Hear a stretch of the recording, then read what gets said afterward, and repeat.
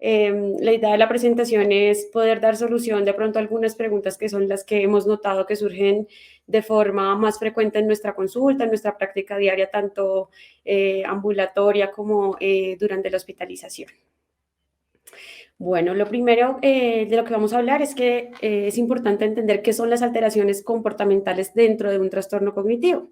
Desde hace muchos años, el comportamiento ha empezado a formar parte fundamental del diagnóstico de las demencias, trastornos neurocognitivos como conocemos ahora, lo que antes llamábamos como demencias, y lo que se ha visto es que las alteraciones comportamentales en algunos casos incluso pueden anteceder el inicio de síntomas cognitivos, incluso hasta 10 años antes de empezar a tener los primeros cambios cognitivos, se pueden empezar a presentar cambios sutiles en la personalidad o en el comportamiento de las personas.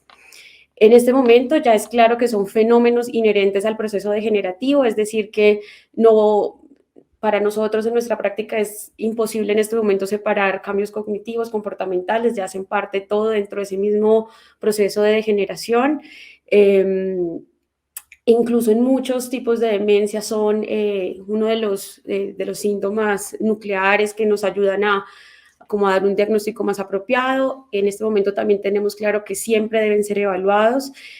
Por eso intentamos que nuestra psicoeducación y la educación en todas las demencias o los trastornos neurocognitivos siempre las personas traten de identificar los cambios conductuales que presentan sus familiares. Una de las dificultades que tenemos es que el curso puede ser variable, que es impredecible, que muchas veces empiezan a surgir cambios que son totalmente opuestos a como la personalidad que siempre ha tenido nuestro familiar. Como les decía antes, hacen parte de criterios nucleares para el diagnóstico, se les conoce como los síntomas psicológicos y conductuales de la demencia y tienen múltiples causas. ¿Cuál es la importancia de estas alteraciones conductuales que ya se ha estudiado que son unos de los síntomas que generan mayor discapacidad, menor disminución en la calidad de vida, se vuelven una amenaza para la convivencia y terminan siendo muchas veces la causa principal de las hospitalizaciones y de la institucionalización en hogares geriátricos de nuestros pacientes? Bueno, ¿cuáles son esas alteraciones comportamentales o los síntomas psicológicos y conductuales de la demencia? Inicialmente tratábamos de agruparlos como en 4 dominios. El primero, que era cuando empezábamos a notar que había una disminución de la iniciativa y la motivación para hacer las actividades. Entonces, de ahí surgen preguntas como cuáles son esas actividades que antes le gustaba hacer, que ahora ya no le interesa, que ya le producen indiferencia, que ya no disfruta como antes. Incluso temas de interés, noticias, actividades sencillas. En muchos casos y durante las etapas más moderadas o severas, incluso llegamos a ver personas que pierden la iniciativa y la motivación para las labores de autocuidado, para bañarse, para arreglarse. Otro de los dominios que encontramos es el afectivo. Aproximadamente el 44% de las personas que tienen Alzheimer han tenido algún tipo de trastorno depresivo y de ahí mismo, de ese mismo subtipo de las alteraciones afectivas también encontramos la ansiedad, el nerviosismo, la alta demanda de estar acompañado por un familiar, la inquietud motora cuando el familiar o el cuidador principal se aleja. También tenemos los que son el subtipo más hiperdinámico, en donde podemos como agrupar la agitación, la agresividad, la deambulación errática, que es todo este aumento del movimiento, de la marcha, de la caminata, de las actividades motoras que no están dirigidas a ningún fin, es decir, el abrir y cerrar un cajón, abotonarse, desabotonarse durante todo el día, el utilizar objetos incluso del medio también de forma como repetitiva sin que tengan ningún fin. También encontramos otro subtipo que es el de los trastornos del sueño. Es normal que durante el envejecimiento nuestra arquitectura del sueño cambie, empezamos a tener un sueño más fragmentado, a hacer siestas diurnas, hay más dificultad en la conciliación del sueño y eso también hace parte de las alteraciones que evaluamos en nuestra práctica. Y uno de los temas que más preocupación genera entre los familiares, que es la alteración de la conducta alimentaria. En etapas leves es usual que, leves y moderadas, es usual que se pueda encontrar más una disminución de la conducta alimentaria, pero hay enfermedades muy específicas y tipos de demencia muy específicos en el que también puede haber un aumento exagerado, desproporcionado de la ingesta alimentaria, pero en etapas más avanzadas ya empieza a haber una disminución progresiva y significativa de la ingesta de comida. Dentro de las alteraciones de la conducta alimentaria, también es importante tener en cuenta que muchas veces no solamente se vuelve una alteración del comportamiento, algo que empezó siendo una alteración de la memoria. Entonces olvidan lo que han comido y empieza a haber como una conducta aberrante alrededor de la alimentación, simplemente por el olvido de las comidas que se acaban de hacer. Bueno, y no podríamos hablar de alteraciones comportamentales y mucho menos en este mes, en septiembre, sin hablar de la prevención del suicidio. El suicidio también es una de las alteraciones conductuales, muchas veces, la mayoría de las veces ligadas a un trastorno psiquiátrico que se presenta en los adultos mayores y también se presenta en personas que tengan un diagnóstico de demencia. Entonces, como toda la parte que vemos arriba, es la campaña que lleva haciendo hace unos años la Asociación Colombiana de Psiquiatría con el fin de prevenir el suicidio y de disminuir las altas tasas que se han presentado durante los últimos años. Y la idea de esto es poder hacer una conciencia, o sea, como volver de forma más activa el preguntar si alguien ha pensado en suicidarse. Es la campaña que lleva haciendo unos años de preguntar activamente a nuestros familiares, a nuestros amigos, si en algún momento han pensado en suicidarse, y el pasado 10 de septiembre pues se celebró el Día de la Prevención del Suicidio. En cuanto a lo que nos interesa hoy, lo que se ha estudiado es que el suicidio y la ideación suicida es más frecuente en las etapas tempranas de la demencia.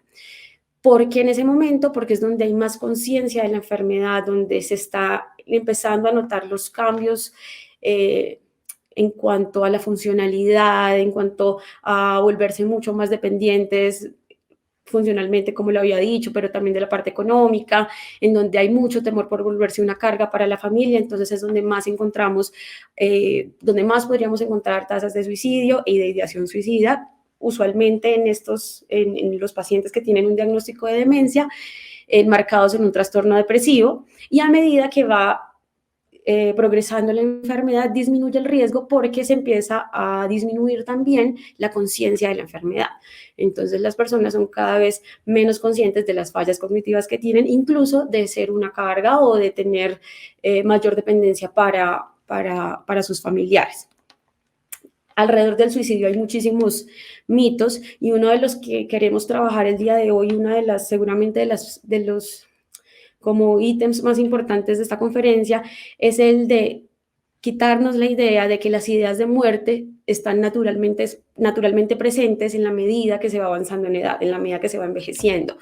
No es natural, esto es un mito acerca del suicidio, es falso. El hecho de ir envejeciendo no necesariamente quiere decir que las ideas de muerte se tengan que ir normalizando, que sean parte normal del discurso entre nuestra familia pues de querer morir.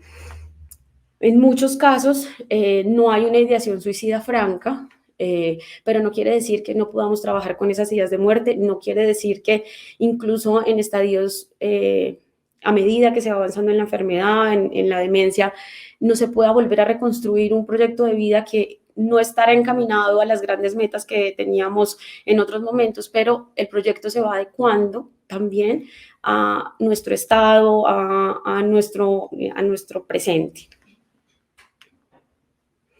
Bueno, entonces las alteraciones conductuales siempre implicarán retos. Uno de esos es las dificultades en la comunicación, en la expresión de las emociones, de los sentimientos, del mismo estado corporal, de las sensaciones en los pacientes que ya han empezado a tener un deterioro cognitivo, lo cual dificulta aún más como la exploración. Por eso siempre será muy importante contar con el apoyo del cuidador principal y de los familiares, quienes son los que nos ayudan a triangular toda la información y a darnos como una idea mucho más amplia de lo que están siendo las alteraciones conductuales.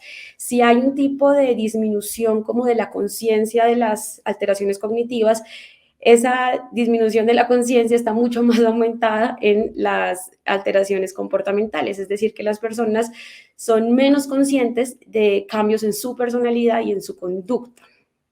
Muchas veces, aunque quisiéramos que con los cambios del entorno, con la consejería que se les da, pudieran mejorar estas alteraciones, muchas veces vemos que esto es insuficiente y nos vemos obligados o digamos, se vuelve nuestra mejor opción usar psicofármacos.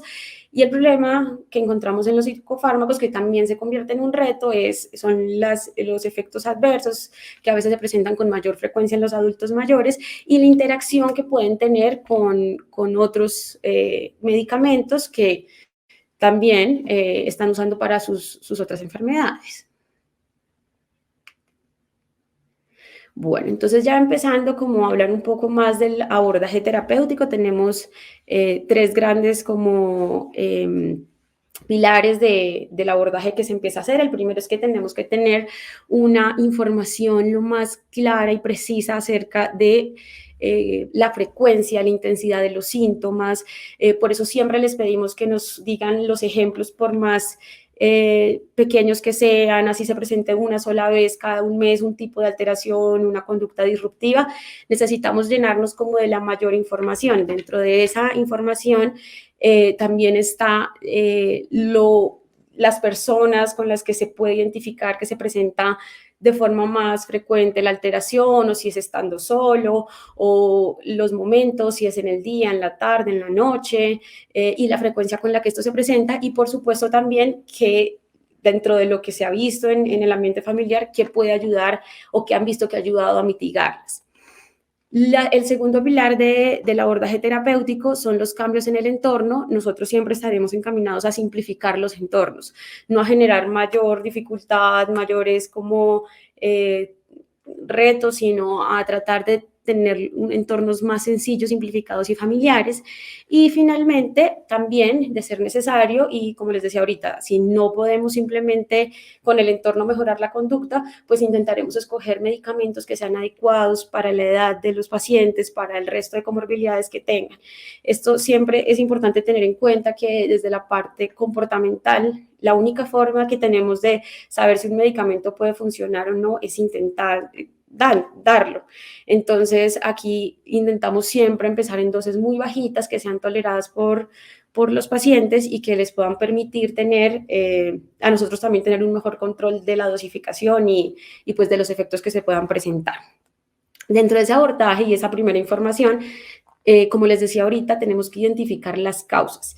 Entonces, como hay dificultades en la comunicación, como no hay pérdida también de algunos mecanismos como de lo que se encarga de censar incluso el propio cuerpo, vamos a encontrar que una de las principales causas para las alteraciones comportamentales son afecciones médicas, es decir, algún cambio corporal, bien sea por una infección, por un dolor que no esté controlado, por sensación de malestar, por incomodidad, por, en algunos casos, incluso fracturas, empieza el primer síntoma que nos permite identificar que está pasando algo a nivel corporal, es el comportamiento, ¿sí? Entonces, cuando tenemos un familiar que se comporta de cierta forma, que siempre ha estado tranquilo y empieza a tener cambios abruptos de inicio súbito, siempre lo primero que tenemos que pensar es que puede estar pasando algo, bien sea por una infección, por descompensación de sus propias comorbilidades, como algo diferente. No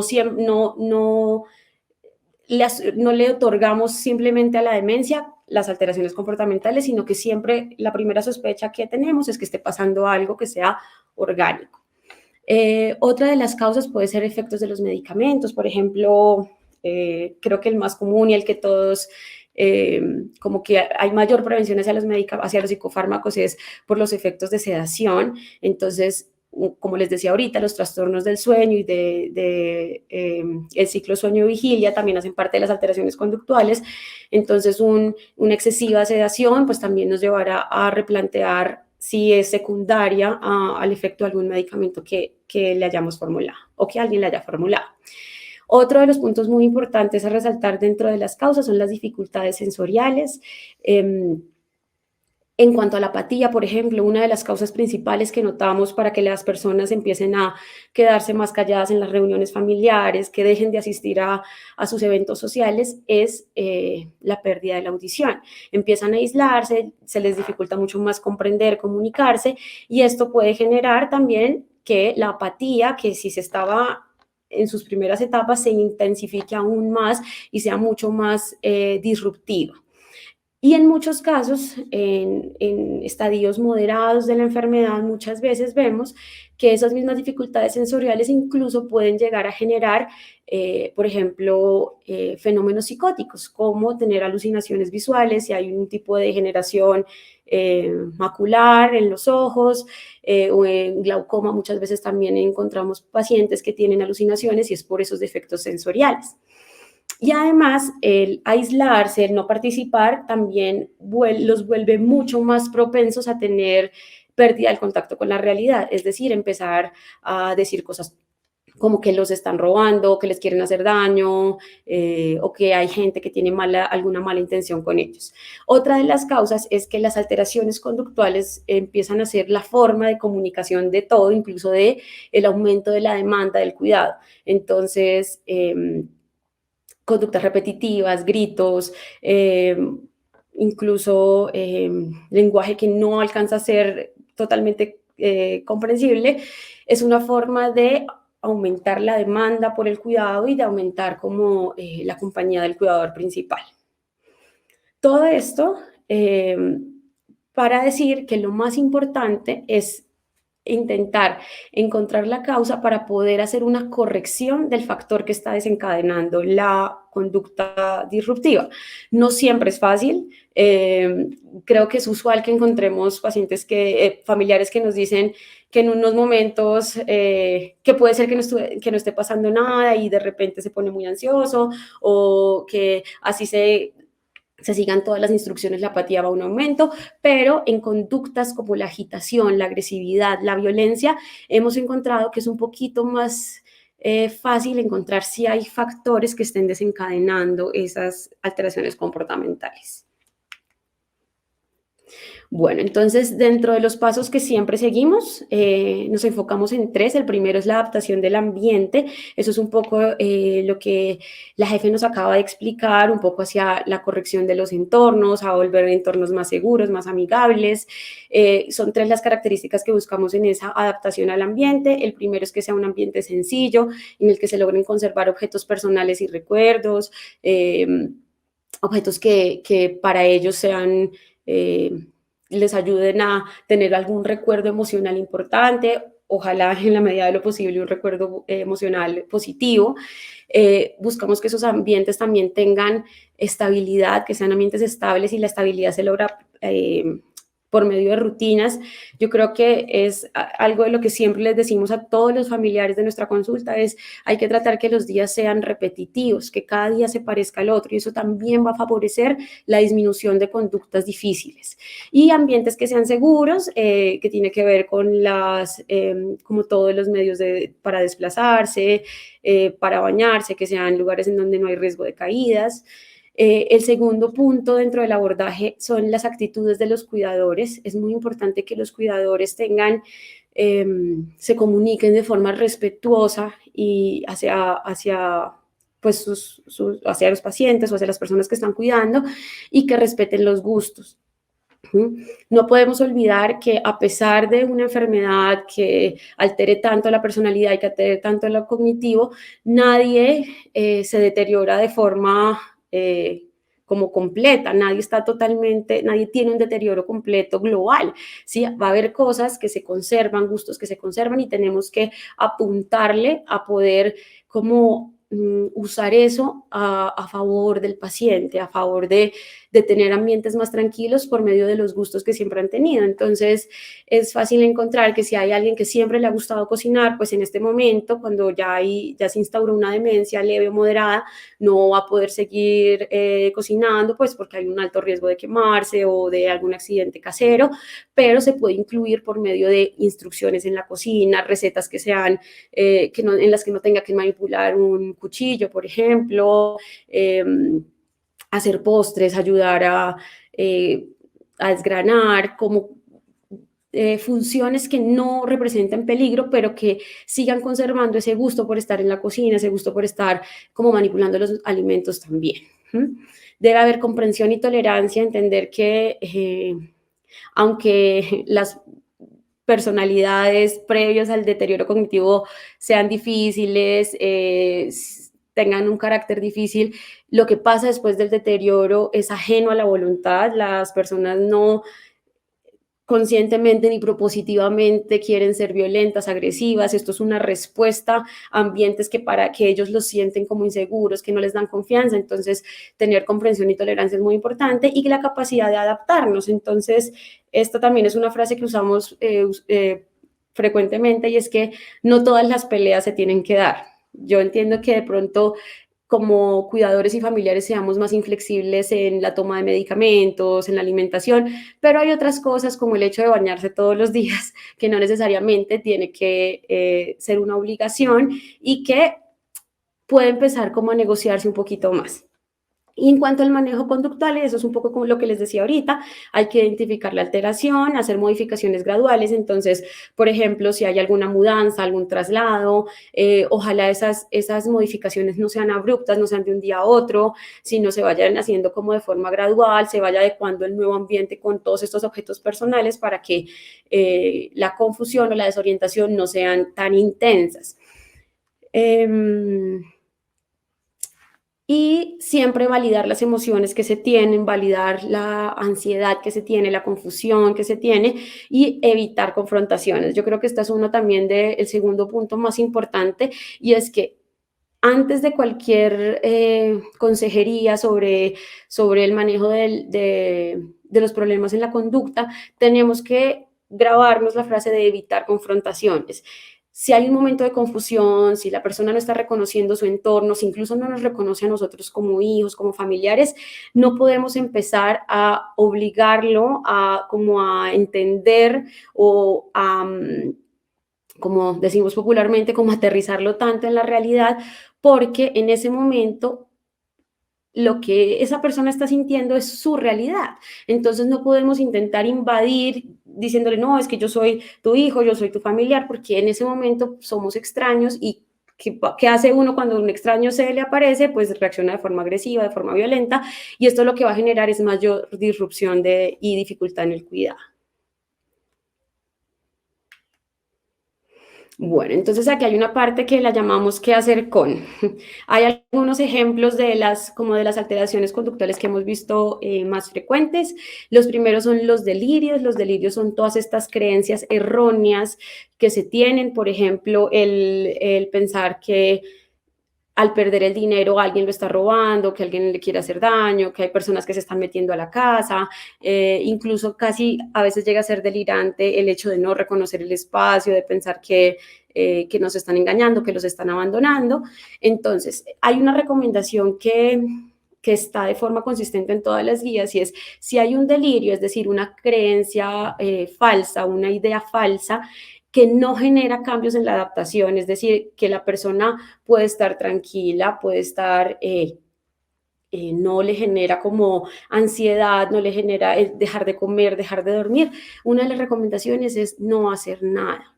Yo sé que esto suena como contradictorio, pero eso, digamos que dentro del mismo deterioro cognitivo también hace parte el poder adaptarnos a que estas alteraciones se presenten, y así como muchas veces cuando nuestros familiares empiezan a ser repetitivos, no estamos intentando confrontarlos con la realidad y decirle, no, es que ya me preguntó, pues cuando hay un delirio o una confusión pasado-presente, por ejemplo, si preguntan por algún familiar que ya haya fallecido, no hay que tratar de cambiar todo, ni tratar de corregirlo, y como les decía ahorita, hay que tratar de evitar confrontaciones. Entonces, otra de las recomendaciones es no volverle una fuente de discusión. Cuando estos delirios generan cambios conductuales, que es en la mayoría de los casos, estos delirios generan muchísima irritabilidad, agresividad, ansiedad, tristeza, pues podemos, una de las medidas que más utilizamos es la distracción, y si los ambientes controlados, si las actividades de distracción y las rutinas no nos sirven, pues ya pensar con nuestros médicos tratantes una posibilidad farmacológica adecuada para la persona, individualizada. En cuanto a las alucinaciones, funciona de forma muy parecida. Las alucinaciones son estas percepciones sin objeto, es decir, cuando oyen voces o dicen, es muy frecuente que digan los niños acaban de entrar y nadie entiende muy bien qué niños. Muchas veces esto no genera ningún cambio. Si no generan cambios, no vamos a hacer nada, no vamos a tratar lo mismo de confrontarlas ni darles medicamento, pero sí están generando cambios, por ejemplo, cuando empiezan a alucinar con mosquitas o como animales dentro de la comida y dejan de comer, como esto es solo un ejemplo, no quiere decir que todo el mundo lo haga, pero si empiezan a tener cambios conductuales secundarios a esas alucinaciones, se vuelven más amenazantes y en ese momento sí debemos tratar de disminuirlas. Lo mismo, con distracciones, cambios ambientales, llevarlo de un lugar a otro. A veces funciona, por ejemplo, cuando pasa lo de la alimentación, tratar, hacer como si se limpiaran, ¿sí? Intentar que el cuidador también esté comiendo y eso también le dé mucha más confianza. Evitar convencerlo de que lo que está viendo está mal, porque es lo mismo. Para ellos eso es una realidad y lo viven así. La labilidad emocional, que son todas estas fluctuaciones afectivas, es común ver que en el mismo día pueden pasar de la irritabilidad al llanto, un llanto que muchas veces nos acompaña de una idea triste y a estados como un poco más de apatía. Entonces, la recomendación es identificar la situación para intentar evitarla. Muchas veces esto sucede, por ejemplo, en los momentos de levantarse. Entonces, pues al momento de levantarse, tratar de involucrarlo de una vez con la rutina, tratar de tenerle alguna actividad, así sea caminar, y pues tratar como de ir postergando más como esos cambios tan seguidos del afecto. Estos cambios afectivos de la habilidad también se generan muchas veces porque en nuestro afán de lograr enlentecer el proceso, empezamos a dejarles tareas que no pueden cumplir. Entonces, digamos que en ese proceso de adaptación como cuidadores también tenemos que como ajustarnos un poco a las funciones que se van perdiendo y tratar de conservar las que todavía están presentes y no dejar tareas que pueden generar mayor ansiedad u otros cambios. Cuando se presenta la apatía, que es esta disminución en la iniciativa y en la motivación, lo que vamos a intentar es tener una rutina de actividad física. Actividad física en ellos puede ser tan sencillo como levantarse, sentarse, levantarse, hacer algunos ejercicios con bandas, algunos ejercicios de estiramiento, no tiene que ser una actividad física vigorosa. Muchas veces la apatía y la disminución de la actividad y la iniciativa motora para hacer cosas está relacionada con dolor. Entonces también hace parte del abordaje tanto de los familiares en la casa como nuestro en la consulta, estar preguntando continuamente por incomodidad física o dolores o algún tipo de síntoma que pueda estar generando esa disminución de la motivación para hacer actividades. Y muchas veces esa apatía, cuando intentamos insistir de forma como continua, persistente, pues termina como siendo el resultado de muchos estresores y frustraciones que tienen. Bueno, en cuanto a la deambulación errática, usualmente son estos movimientos, estas como el estar con hiperdinamia, hiperactivos durante todo el día. Esto puede ser por medio de caminatas por toda la casa, incluso muchas veces intentan salirse del hogar. Pero no solamente es caminando, sino como les decía ahorita, también puede ser por medio de manifestaciones o conductas repetitivas verbales, motoras. Y usualmente pasa cuando hay mucha confusión, cuando están desorientados, pueden incluso tener desorientación personal, es decir, no estar muy como conectados con sus propios datos, con los datos de identificación, con las personas que son sus familiares cercanos. Y en ese momento lo que se puede hacer es indicar una acción diferente. Lo mismo, distracción también funciona mucho en la deambulación errática, y cuando hay mucha insistencia en salir de la casa, el dar una vuelta y volver a la casa también hemos visto que puede tener unos resultados pues que generan beneficios para el cuidado.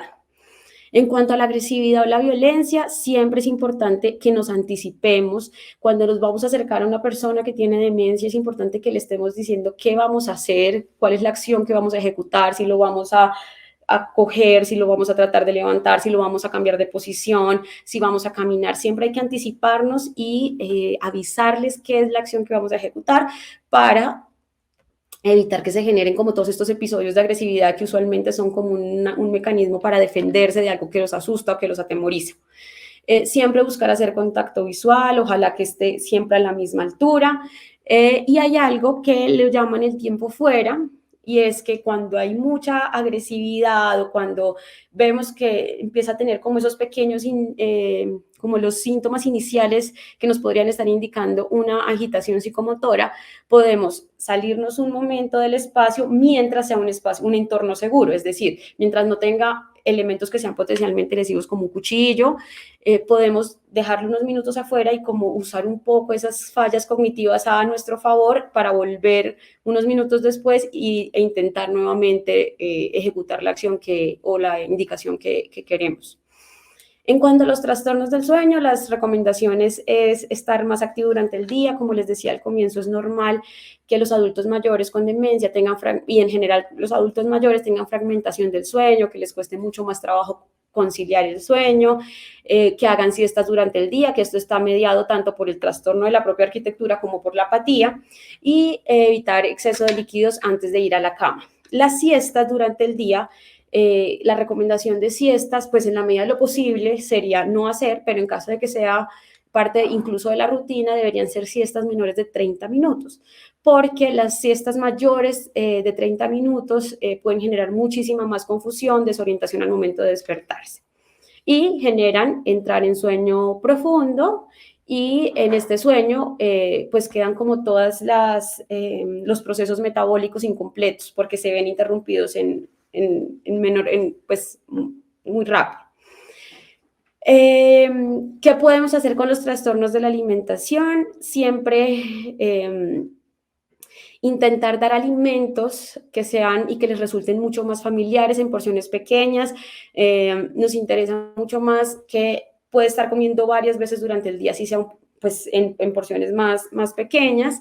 Esconder alimentos que sean prohibidos por otras comorbilidades, porque como les dije anteriormente, hay enfermedades que se presentan con una ingesta alimentaria excesiva, desproporcionada y sobre todo por gusto de alimentos calóricos. Entonces, tratar de tener cerradas como todos los cajones donde estén posiblemente estos alimentos que no puedan ser ingeridos de forma tan frecuente. Y también en casos de algunas demencias también podemos encontrar la ingesta la ingesta de cosas que no son alimentos. Entonces, este tipo de conductas pues también pueden generar un peligro si algo de lo que se comen resulta ser un veneno o algo así. Entonces, tratar de tener bajo llave o con la despensa cerrada como todos estos elementos que puedan llegar a ser peligrosos.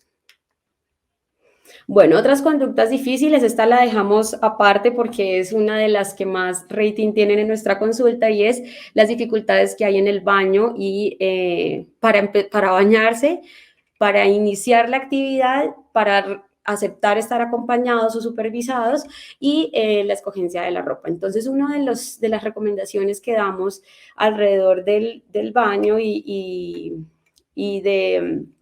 del vestirse es siempre intentar que la hora del baño siempre sea dentro de la rutina, ojalá a una hora en la que hayamos identificado que no hay tantas alteraciones conductuales, es decir, si sabemos que nuestro familiar se levanta un poquito irritable, pues en ese momento no podemos intentar llevarlo al baño, sino después del desayuno, apenas se va a levantar de desayunar, intentar llevarlo al baño, tratar de, si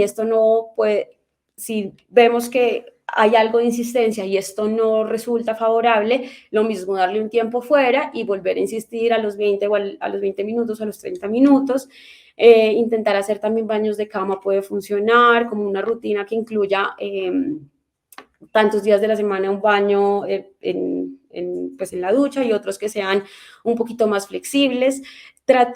Muchas veces empiezan a tener conductas en las que se quieren poner la misma ropa siempre, entonces una de las recomendaciones que damos es que dentro de la escogencia de la ropa sea prendas que se parezcan mucho para que pueda irlas cambiando y no insista siempre en lo mismo, es decir, que si le gusta el saco negro, pues tener varios sacos negros para que pueda ir cambiándolos. También que esa escogencia de ropa no sea muchísima, sino que esté más limitada. En la medida que la persona pueda vestirse sola, pueda bañarse sola, tenemos que promover esa funcionalidad, porque Si empezamos a protegerlos de forma excesiva, van a terminar perdiendo esas funciones. Entonces, también las actividades de autocuidado que pueden hacer solos hay que promoverlas.